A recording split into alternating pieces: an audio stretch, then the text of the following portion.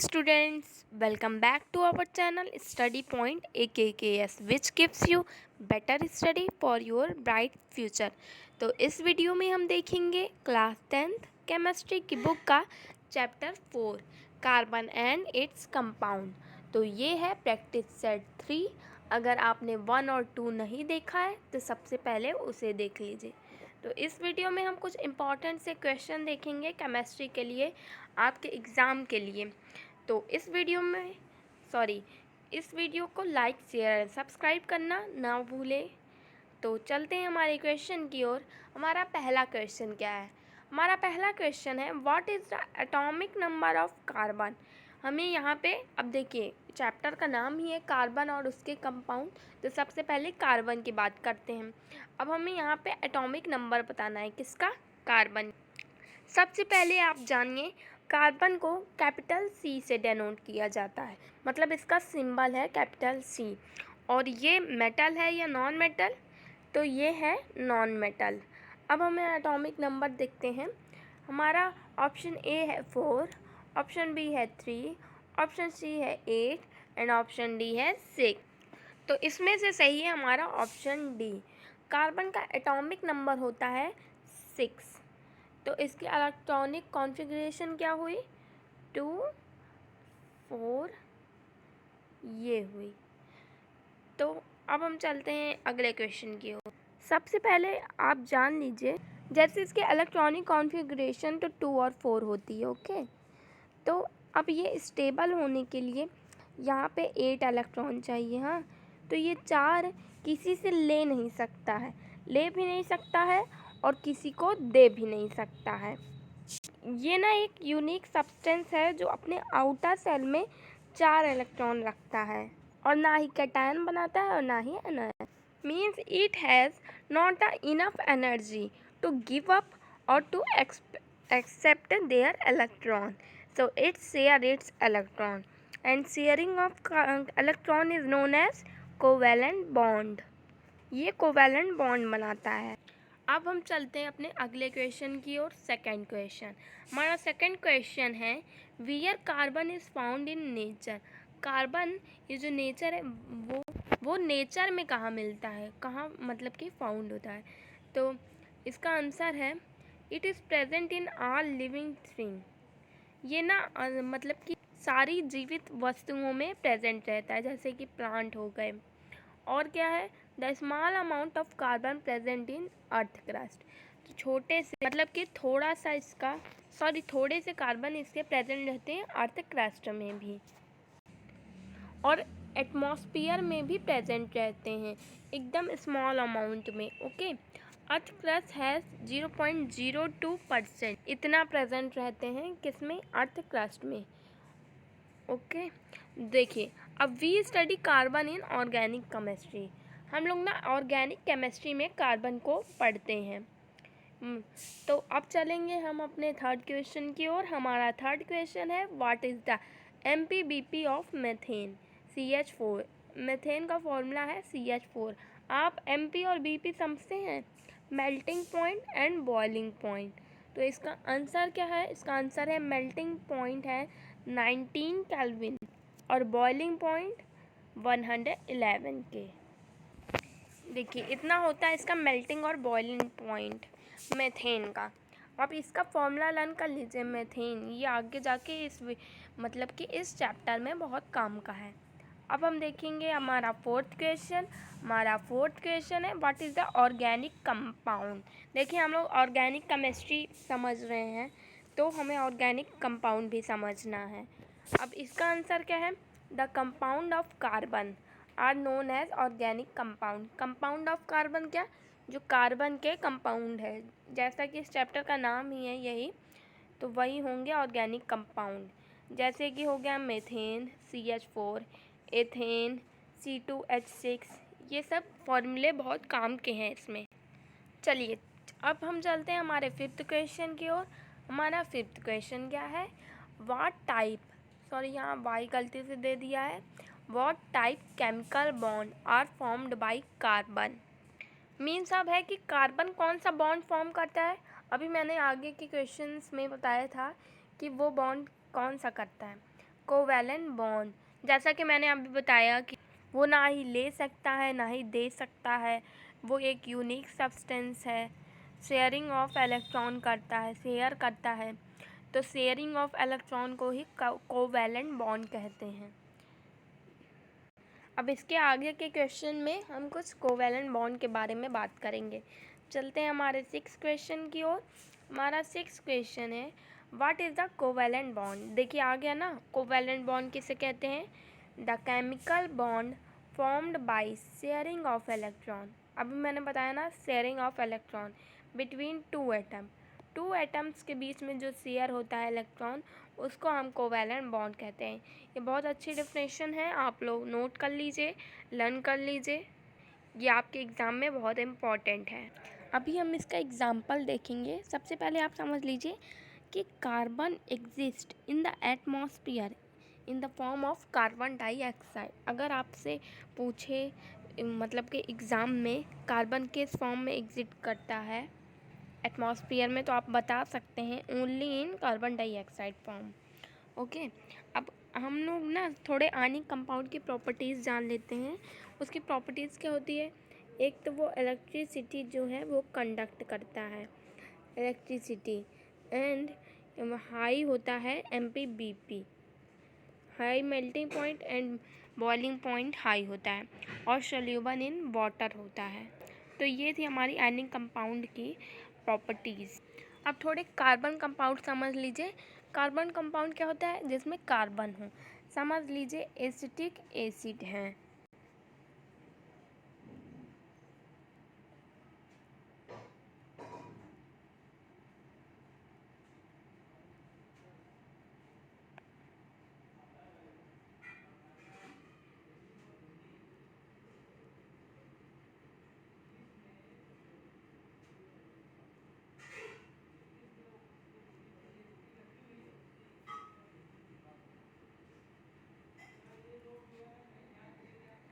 देखिए इसका फॉर्मूला होता है CH3COOH। तो इसमें देखिए कार्बन है ना, तो इसलिए है ये कार्बन कंपाउंड। एंड मेथेन देख लीजिए CH4, तो वो भी कार्बन कंपाउंड है, इसे कहते हैं कार्बन कंपाउंड। अब कार्बन कंपाउंड के प्रॉपर्टीज़ क्या होती है? ये होते हैं पुअर कंडक्टर ऑफ इलेक्ट्रिसिटी, और इनके बीच में जो फोर्स ऑफ अट्रैक्शन होता है ना, force of attraction between the molecules of sorry, मतलब कि इसके बीच में जो फोर्स ऑफ अट्रैक्शन होता है वो ज़्यादा स्ट्रॉन्ग नहीं होता है। समझ लीजिए ये है CH4, देखिए एक यहाँ है, एक यहाँ, एक यहाँ है। इनके बीच में ये जो फोर्स ऑफ अट्रैक्शन होता है ये ज़्यादा स्ट्रॉन्ग नहीं होता है, मीन्स ये हीट करने पे मेल्ट हो जाएगा, टूट जाएगा, इस टाइप का होता है। अब आप ले लेते हैं ऑक्सीजन का एग्जाम्पल। इसका एटॉमिक नंबर क्या होता है? 2 और 6, सॉरी इसका एटॉमिक नंबर होता है 8। इलेक्ट्रॉनिक कॉन्फ़िगरेशन में बता रही हूँ 2 और 6। ओके, अब देखिए आउटर मोस्ट सेल में 6 इलेक्ट्रॉन है, पहली सेल में 2 इलेक्ट्रॉन, और फिर आउटर मोस्ट सेल में इसकी 6 इलेक्ट्रॉन है। तो इसे देखिए, अब हर इलेक्ट्रॉन को स्टेबल रहने के लिए, स्टेबल करने के लिए आउटर मोस्ट सेल में 8 इलेक्ट्रॉन चाहिए। तो इसके पास 6 है, इसे 2 और चाहिए, 2 लेगा, ये इसके लिए इजी रहेगा।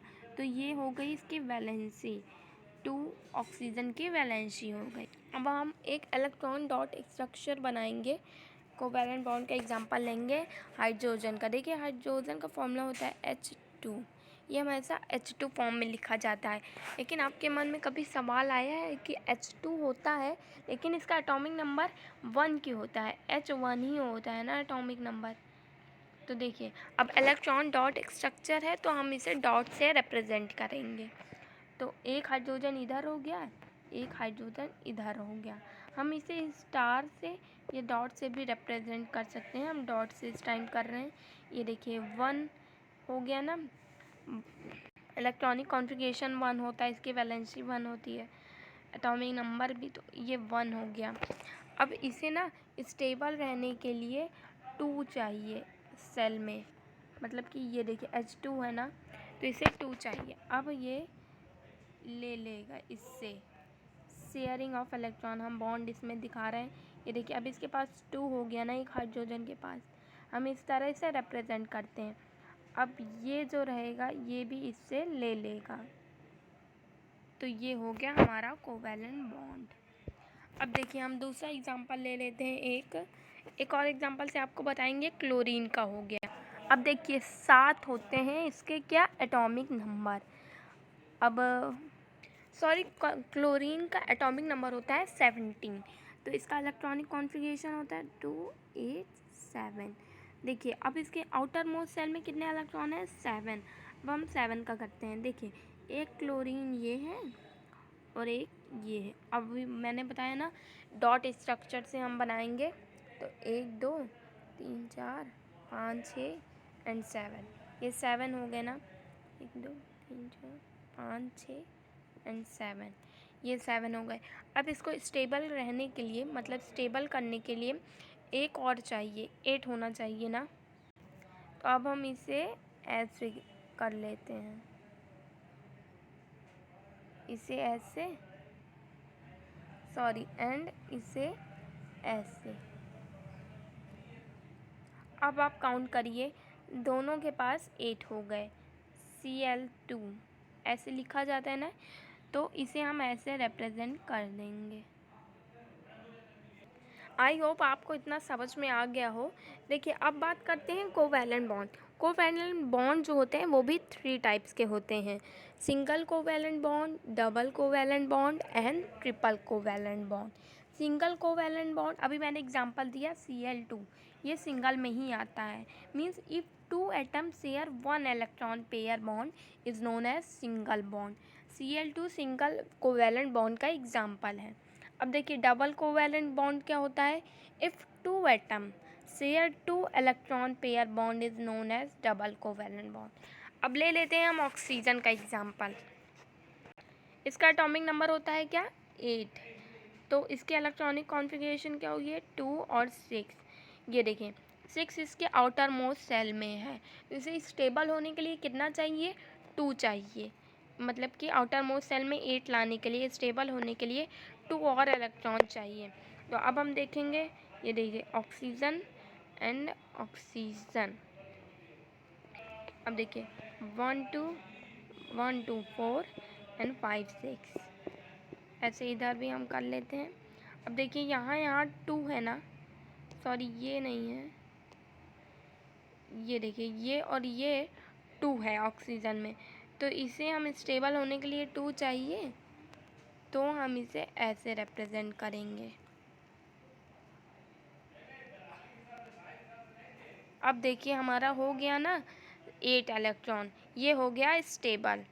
ऑक्सीजन के बीच में डबल कोवैलेंट बॉन्ड ऐसे हम रिप्रेजेंट करते हैं। अब हम देखेंगे तीसरा टाइप्स इसका क्या है? Triple covalent bond. If 2 atoms share 3 electron pair bond is known as triple covalent bond. जैसे अभी इसमें डबल शेयर करे हैं ना, वैसे ट्रिपल करते हैं। अब हम ट्रिपल कोवैलेंट बॉन्ड में नाइट्रोजन का एग्जांपल लेते हैं। इसका क्या होता है एटॉमिक नंबर? 7। अब इसकी इलेक्ट्रॉनिक कॉन्फ़िगरेशन क्या होती है? 2 और 5। इसके आउटर मोस्ट सेल में 5 इलेक्ट्रॉन है, तो इसे स्टेबल होने के लिए कितना चाहिए? 3।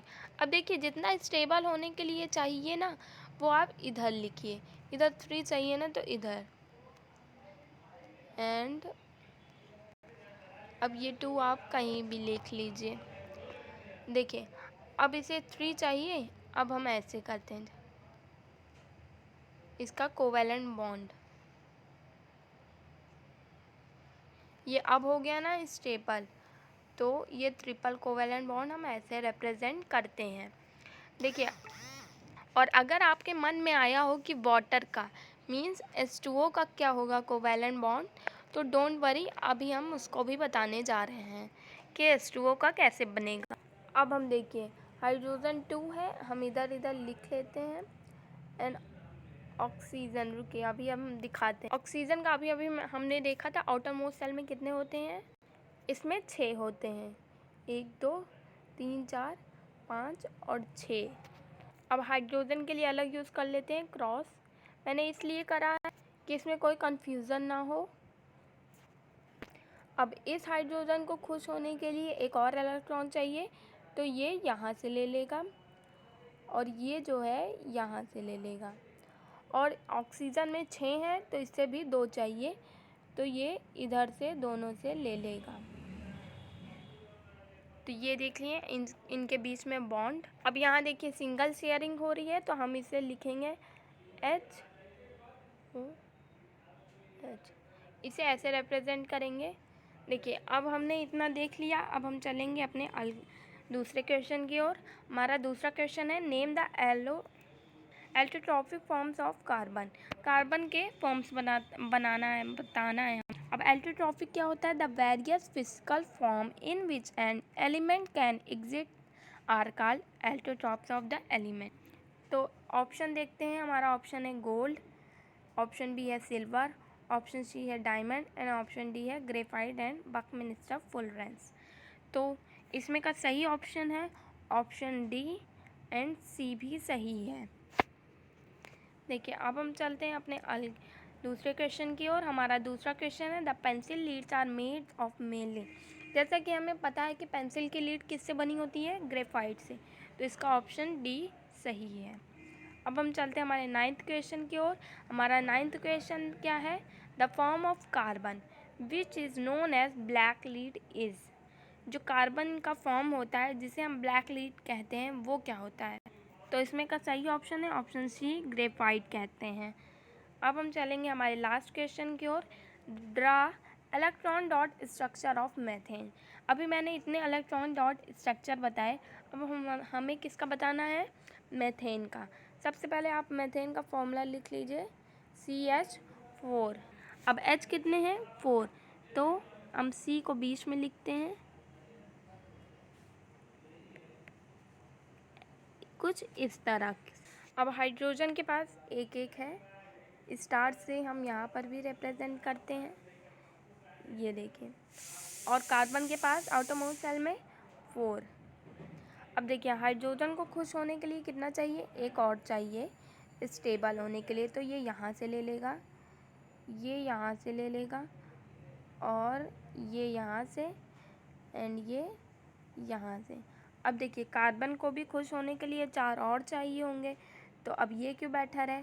तो ये भी सबसे ऐसे ले लेगा।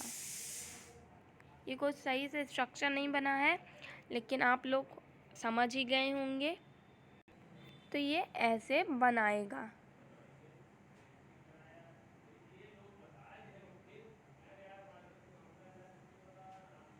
तो आई होप कि आपको इलेक्ट्रॉन डॉट स्ट्रक्चर अच्छे से समझ में आ गया हो, कोवैलेंट बॉन्ड। और अगर आपने हमारी वीडियो को अभी तक लाइक शेयर एंड सब्सक्राइब नहीं किया है तो सबसे पहले उसे कर दें। Thank you for watching this video. Please like share and subscribe. इसके आगे के पार्ट में हम कुछ और कार्बन के कंपाउंड पढ़ेंगे। तब तक के लिए इतना ही।